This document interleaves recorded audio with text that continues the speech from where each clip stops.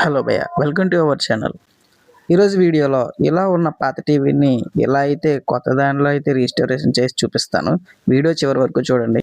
అసలు main matter ఏంటంటే, ఇవాళ మా ఫ్రెండ్ నా దగ్గరికి వచ్చి మేము 5 సంవత్సరాలుగా మూడ పడేసిన ఈ పాత టీవీని అయితే రీస్టోరేషన్ చేసి చూపించమని నాకు సవాల్ అయితే విసిరాడు.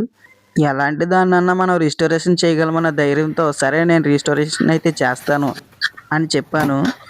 సరే కదా అని టీవీ దగ్గరికి వెళ్ళి చూస్తే ఇది దుమ్ము పట్టిపోయి మట్టి కొట్టిపోయి ఉంది. ఈ టీవీని చూసి ముందుగా భయమేసినా మనం రీస్టోరేషన్ చేయగలమన్న ధైర్యంతో అయితే తీసుకొచ్చేసి ప్లగ్లో అయితే పెట్టి ఒకసారి ఆన్ చేసి చూస్తున్నాను. ప్లగ్లో పెట్టి ఆన్ చేసి చూసినా కూడా ఇందులో అయితే ఏమాత్రం లైటింగ్ చల్లడం కానీ ఏమీ లేదు. కనీసం ఈ టీవీ కింద రెడ్ లైట్ కూడా అయితే వెలగట్లేదు. అసలు కింద రెడ్ లైట్ అయినా ఉందో లేదో. ఇంకా లేట్ చేయకుండా చకచక అయితే ఓపెన్ చేయడం అయితే స్టార్ట్ చేశాను. వీడియో మాత్రం చాలా లెంగ్తీగా ఉంది, ఎక్కడ స్కిప్ చేయకుండా చూడండి. టీవీని ఓపెన్ చేసేలోపు మన ఛానల్ సబ్స్క్రైబ్ చేసుకుని చిన్న లైక్ అయితే వేసుకోండి. మీరు లైక్ చేస్తేనే నాకు కొంచెం ఎంకరేజ్మెంట్ కింద ఉంటుంది. ఇలాంటి మరిన్ని రీస్టోరేషన్ వీడియోలు అయితే చేయడానికి నాకు కొంచెం ఇంట్రెస్ట్ అయితే వస్తుంది. ఈ టీవీకి ఎన్నో స్క్రూలు అయితే లేవు. వెనకాల డోర్ అయితే చాలా మట్టుకు విరిగిపోయి అయితే ఉంది. అయినా నా పిచ్చి కాకపోతే అన్నీ కరెక్ట్గా ఉండి పనిచేస్తే టీవీని బయట ఎందుకు పాడేసుకుంటారు చెప్పండి. వీడియో కొంచెం లెంగ్తీగా ఉందని చెప్పేసి నేను కొంచెం వీడియో స్పీడ్గా అయితే పెట్టాను. ఇలా స్క్రూలన్నీ విప్పిన తర్వాత మనకి బ్యాక్ సైడ్ నుంచి బ్యాక్ డోర్ అయితే ఓపెన్ అవుతుంది. చూడండి, నేనైతే ఇలా ఓపెన్ చేస్తున్నాను. ఈ బ్యాక్ డోర్ అయితే ఇలా ఓపెన్ అవుద్ది అనమాట. లోపల అయితే మొత్తం దుమ్ము కట్టిపోయి మొత్తం బూజులు అయితే ఉన్నాయి. మీలో ఎవరికైనా టీవీలో ఏమేమి పార్ట్స్ ఉంటాయో తెలిస్తే కామెంట్ చేయండి. ఫైనల్గా ఈ టీవీలో అయితే కోడి పేగుల్లాగా అయితే చాలా వైర్లు అయితే ఉన్నాయి. ఇదైతే పట్టుకోగానే ఊడిపోయింది. దీన్ని విహెచ్డి వైర్ అంటారు. ఈ బోర్డులో ఉన్న వైర్లన్నీ ఒకటొకటి తీసేసి బ్రష్ అయితే నీట్గా క్లీన్ చేయాలనుకుంటున్నాను. చూడండి, ఈ బోర్డు అయితే మొత్తం ఎంత మట్టి ఉందో. అందుకని చెప్పేసి నేను ఒకటొకటి వైర్ స్టిప్పులు అయితే తీసేసుకుని మంచి బ్రష్ తీసుకుని అది క్లీన్ చేస్తాను. ఇలా ఏ బోర్డు అయినా క్లీన్ చేయాలనుకున్నప్పుడు చాలా జాగ్రత్తగా అయితే చేయాలి. అలా కాదని ఏమన్నా గట్టిగా కొంచెం బ్రష్ చేసామంటే లోపల ఉన్న పార్ట్స్ అవి విరిగిపోయే ఛాన్స్ ఉంది. నేనైతే నా దగ్గర ఉన్న ఈ టూత్ బ్రష్ తోటి అయితే క్లీన్ చేస్తున్నాను. ఇలా క్లీన్ చేసేటప్పుడు చాలా స్లోగా అయితే క్లీన్ చేయండి. నేనైతే స్లోగానే క్లీన్ చేస్తున్నాను. కాదు కానీ గట్టిగా క్లీన్ చేస్తే సామాన్లు అనేవి విరిగిపోయే ఛాన్స్ ఉంది. ఇప్పుడు నేను క్లీన్ చేసి దాన్ని ఎలవటి అంటారనమాట. ఇది ఒక స్టెప్ అప్ ట్రాన్స్ఫార్మర్ లాంటిది. ఇది 110 వోల్టేజ్ని తీసుకొని 2 kV వరకు ప్రొడ్యూస్ చేసి ట్యూబ్కి అయితే పంపిస్తుంది. దీనివల్ల మనకి లైటింగ్ అయితే వస్తుంటుంది. ఇలా క్లీన్ చేస్తుండగా నాకు 2 ప్రాబ్లమ్స్ అయితే కనిపించాయి. ఏంటంటే, ఒకటి వర్టికల్ ఐసి పగిలిపోయింది, ఇంకోటి ఏమో ఫిల్టర్ కొంచెం ఉబ్బిపోయింది. చూపిస్తాను చూడండి. చూడండి, ఐసీ నేను జూమ్ చేస్తున్నాను. అక్కడ పగిలిపోయి కనిపించేదాన్ని వర్టికల్ ఐసీ అంటారు. బ్లాక్ కలర్లో ఉంది. అలాగే దాని పక్క ఉన్న ఫిల్టర్ చూడండి, అది మొత్తం ఫిల్టర్లో ఉన్న లిక్విడ్ అది బయటకు వచ్చేసి అయితే ఉబ్బిపోయింది. ఇప్పుడు నేను ఈ ఐసీని అయితే తీసేసి కొత్త ఐసీని అయితే వేసుకుంటాను. నేను సోల్డరింగ్కి పేస్ట్కి బదులు ఎర్రపూస అయితే వాడతాను. దీన్నే ఎర్రపూస అంటారనమాట. ఇది మనకి ఐరన్ షాప్లో అయితే దొరుకుతుంది. నార్మల్ సోల్డరింగ్ పేస్ట్ కంటే ఈ ఎర్రపూస బెస్ట్ పర్ఫార్మెన్స్ ఇస్తుంది. అందుకని చెప్పి నేను దీన్నే వాడతాను. దీంతో పాటుగా ఈ ఐసీని రిమూవ్ చేయడానికి నేను ఇంకొక ఐటెం కూడా వాడతాను. దాన్నే డీసాల్డరింగ్ వైరు లేకపోతే విక్ అంటారనమాట. ఇదిగో ఇదే డీసాల్డరింగ్ వైరు లేకపోతే విక్ అంటారనమాట. ఇది మనకి ఐసీ రిమూవింగ్కి ఉపయోగపడుతుంది అనమాట. అంటే లెడ్ ఉన్న లెగ్గల మీద పెట్టి సాల్డరింగ్ పెడితే ఆ లెడ్ అంతా ఈ విక్ పీల్చేసుకుంటుంది అనమాట. చూడండి, చూపిస్తున్నాను. ఇంతకీ ఈ బోర్డులో ఎన్నిసార్లు ఐసీ మార్చారో కానీ బోర్డులో ఉన్న ట్రాక్లన్నీ చాలా మట్టుకు అయితే పోయినాయి. ట్రాక్లు పోయినా పర్లేదు, మనకు మన పంతం ఇంపార్టెంట్ అని చెప్పేసి ఎలాగైనా కష్టపడి డీసాల్డరింగ్ వైర్తో మొత్తం లెగ్గలన్నీ నీట్గా క్లీన్ చేసి పోయిన ఐసీ తీసేయడానికి నేనైతే నా వంతు నేను కృషి చేస్తున్నాను. ఇలా తీస్తుండగా నా చేతిలో అయితే కొన్ని ట్రాక్లు అయితే పోయినాయి.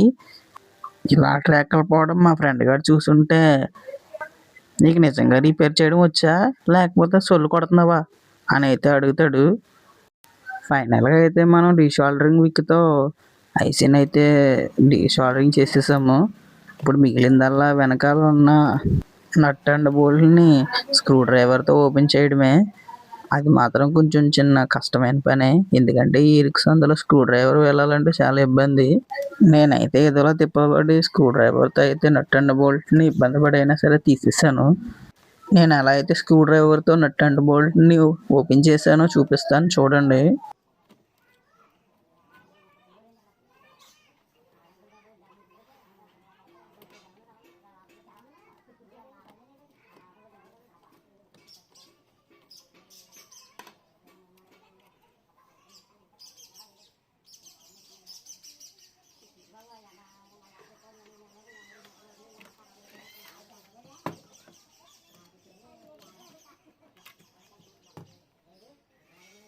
ఇలా నట్ అండ్ బోల్ట్ ఇప్పిన తర్వాత నేను ఐసీని అయితే బయటికి తీసేసాను.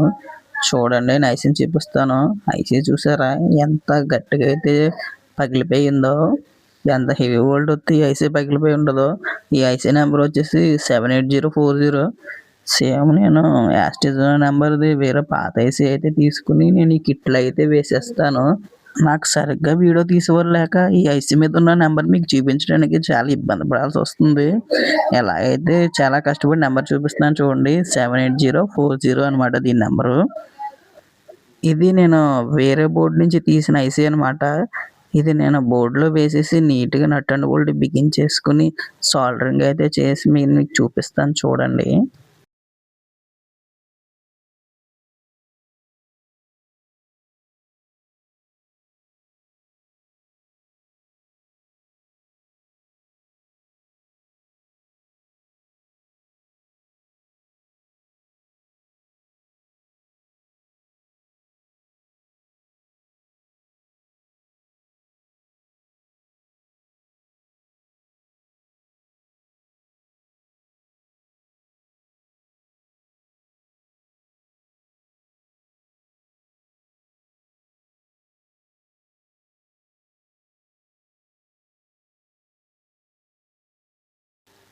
ఇలా అయితే నేను కష్టపడి ఐసీ వేసేసుకొని సోల్డరింగ్ అయితే చేసేసుకున్నాను. ఈ ఐసీ పక్కన ఉన్న ఫిల్టర్ కూడా పోయింది కదా! ఈ ఫిల్టర్ కూడా అయితే నేను బయటికి తీసేసి కొత్త ఫిల్టర్ అయితే వేస్తాను. పాత ఫిల్టర్ చూపిస్తాను చూడండి. ఇది పాత ఫిల్టర్ అనమాట. ఇది చూడండి ఫిల్టర్‌లో ఉన్న లిక్విడ్ అంతా బయటకు వచ్చేసి ఎలాగైతే పగిలిపోయిందో. ఇప్పుడు ఇది కొత్త ఫిల్టర్ అనమాట. నేను ఈ ఫిల్టర్‌ని వేసుకుంటున్నాను. ఒకవేళ మీరు ఫిల్టర్ వేయాలనుకుంటే ఫిల్టర్‌లో మీరు ప్లస్ ఆర్ మైనస్ అని చూసుకొని వేసుకోవాలి. ఈ వైట్ గీత ఉన్నది మైనస్ అనమాట. అలాగే మీకు బోర్డ్‌లో కూడా ఇండికేటింగ్ ఉంటది. మీకు మైనస్ సైడ్ గీతలు ఉంటాయన్నమాట చూడండి. మీకు ఏ సైడ్ అయితే మైనస్ వైట్ గీత ఉందో బోర్డ్‌లో కూడా మీకు ఆ సైడ్ ఇండికేటింగ్ కింద గీతలు ఉంటాయి. అలాగే మీరు యాస్టీస్‌గా వేసేసుకొని నీట్‌గా సోల్డరింగ్ అయితే చేసేసుకోవాలి. నేనైతే ప్లస్ ఆర్ మైనస్ కరెక్ట్‌గా వేసుకొని నీట్‌గా నేను టీవీని అయితే బిగించేసుకొని టీవీని అయితే ఆన్ చేసి చూపిస్తాను మీకు. ఎన్నో నట్లు లేవు కాబట్టి నేనైతే తొందరగా బిగించేస్తున్నాను. ముఖ్యంగా నేను మీకు ఒకటి చెప్పాలి. నేను ఈ వీడియోస్ చేసేది టైం పాస్ కోసం అయితే కాదు. ఇలాగా ఏమీ తెలియని వాళ్ళు తెలుసుకుంటారని చెప్పేసి మినిమమ్ నాలెడ్జ్ కింద ఉంటదని చెప్పేసి అయితే చేస్తున్నాను. మీరైతే దీన్ని తప్పుగా తీసుకొని ఏమి తెలియకుండా అయితే మీరేం చేయొద్దు. మీరు తెలియకుండా ఏమైనా చేసినట్లయితే అది మీకు ప్రాణాపాయం అవ్వచ్చు. ఎందుకంటే ఈ బోర్డ్‌లో మనం ఎంత చేసినా కూడా లోడ్ ఇంకా ఉంటది. ఇది నాకు కొంచెం తెలుసు కాబట్టి నేను అది మీకు సింపుల్‌గా రిపేర్ చేసి అయితే చూపించేసాను.